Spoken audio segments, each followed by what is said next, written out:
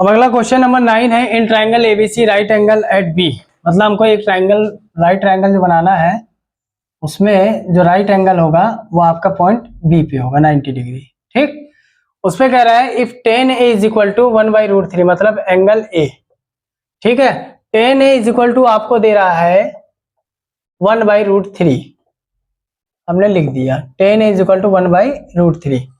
Find the value of sin A cos C plus cos A sign C, और B part में है cos A cos C minus sin A sign C. इन सब की value निकालनी, मतलब sign और कॉस की आपको वैल्यू फाइंड आउट करनी है। तो सबसे पहले हमें क्या करना है, वही पाकिस्तान भूखा प्यासा, हिंदुस्तान हरा भरा।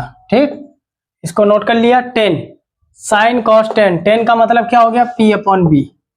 पी अपॉन बी मतलब बी हमारे पास √3 है, इसको के मान के भी कर सकते हैं, आपको पहले ही बताया था। ठीक है, लेकिन थोड़ा कॉम्प्लिकेटेड दिखता है इसलिए आपको वैसे बता रहा हूँ। b इज इक्वल टू √3 हो गया। p आपके पास कितना है 1। h आपको फाइंड करना है। ठीक है, कि h आपके पास क्या है, तो हमें क्या करना है, simple h square is equal to लिख लेना है b square plus p square.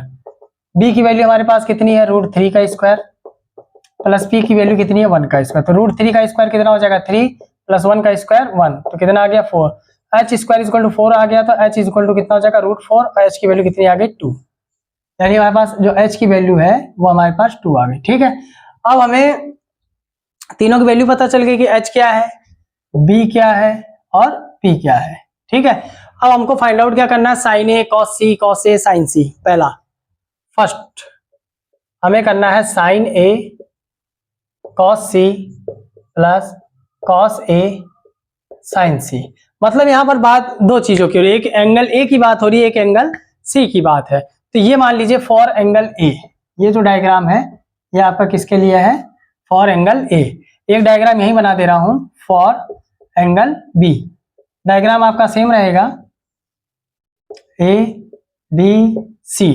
ठीक है, बस फर्क इतना है कि ये सी पे काम करेगा ना, ये किस पे काम किया, ए पे, एंगल ए पे। ठीक है, तो अब एंगल सी की बात करेंगे तो सी के सामने वाला क्या हो जाएगा, परपेंडिकुलर। यहाँ जो वैल्यू दी है वो वही रहेगी, 3 है, इसकी 1 है, इसकी 2 है, अंदर लिख दे रहा हूं। ठीक है, ये आपका P हो जाएगा, ये आपका क्या हो जाएगा बेस हो जाएगा, और ये आपका क्या हो जाएगा H।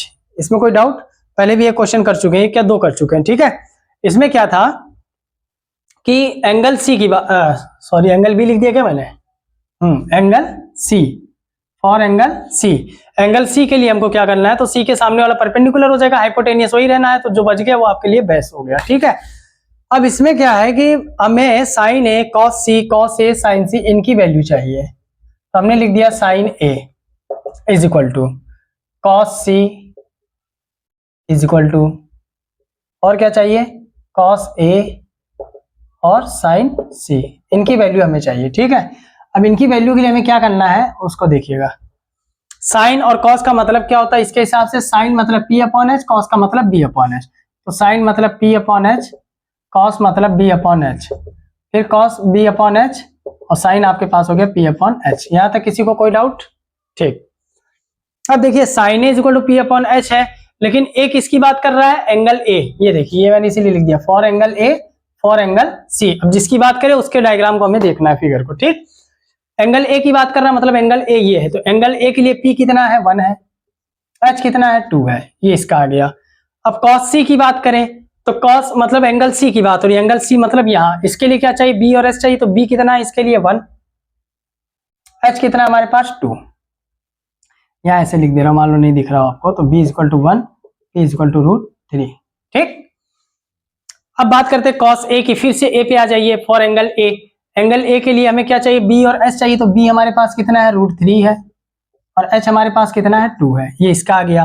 फिर साइन C, एंगल C पे आ जाइए, फिर से साइन चाहिए P और H। P हमारे पास कितना है √3 है, H हमारे पास कितना है 2। ठीक है, अब ये सारी वैल्यू आ गई लाइन से आपके पास, इसको इसमें पुट कर दीजिए, 1/2 into 1/2 sign A cos A sign सी, तो √3/2 इंटू √3/2।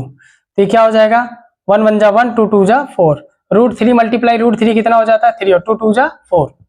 ठीक है, यहाँ बता दे रहा हूं फिर से कि √3 मल्टीप्लाई √3 कितना हो जाएगा √9, और √9 का कितना होता है 3, या ये दोनों आधे आधे हैं, लगड़े लगड़े हैं, तो ये क्या बन जाएंगे पूरे।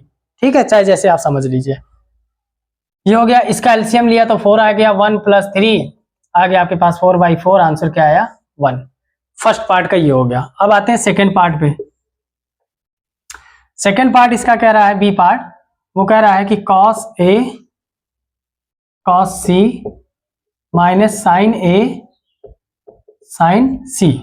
ठीक है, तो cos A cos C sin A और sin C। ठीक है, इसका यहां निकाल ले रहे हैं। cos A is equal to, same वही प्रोसेस होगा, cos A cos C sin A और sin C। अपने चलिए पंडित जी के पास, ये रहे, cos का मतलब क्या है B/H, लिख दिया। cos का मतलब B/H, लिख दिया। sin का मतलब क्या है P/H, लिख दिया। फिर इधर sin का मतलब क्या है P/H। अब बस एंगल पे फोकस करना है कि एंगल A के लिए चाहिए मुझे cos की वैल्यू, तो एंगल A पे आ गए हम लोग cos के पास, B/H है, तो B हमारे पास कितना है √3 है।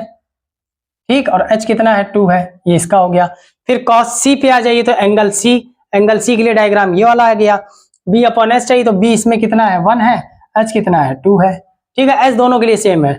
sin A पे आ जाइए, फिर एंगल A पे आ जाइए, P/H, तो P कितना है 1 है, H कितना है आपके पास 2 है, ये भी हो गया। फिर sin C पे आ जाइए, एंगल C के लिए आ जाइए, तो एंगल C के लिए बात करें तो P/H चाहिए, तो P कितना है √3 और ये कितना है H2। ठीक, अब इन सब की वैल्यू को उठा करके इसमें पुट कर दीजिए। cos A कितना है √3/2, मल्टीप्लाई, जहां कुछ नहीं होता वहां मल्टीप्लाई होता है। ठीक है, ये ध्यान रखिएगा, √3/2। उसके बाद cos C क्या है 1/2, sin A क्या है हमारे पास, sin A है 1/2, फिर sin C कितना है √3/2।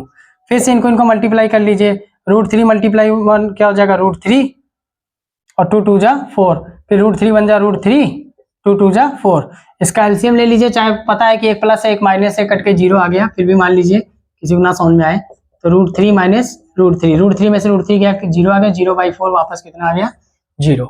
ठीक है, ये इसका ए और बी। बस इसमें हमको सिर्फ इतना ही ध्यान रखना है कि जिस भी एंगल की बात करें उसके सामने वाला परपेंडिकुलर होता है। ठीक है, 90 डिग्री वाला नो चेंज है आपका। ठीक है, इसके लिए हम लोग निकालते ही आ रहे हैं शुरू से, बस इसी एक के अंदर हमको थोड़ा दिमाग लगाना है कि भैया अगर इसकी बात हो रही है तो इसके सामने वाला क्या होगा परपेंडिकुलर। ठीक है, नोट कर लीजिए, क्वेश्चन नंबर 10 करते हैं इसके बाद।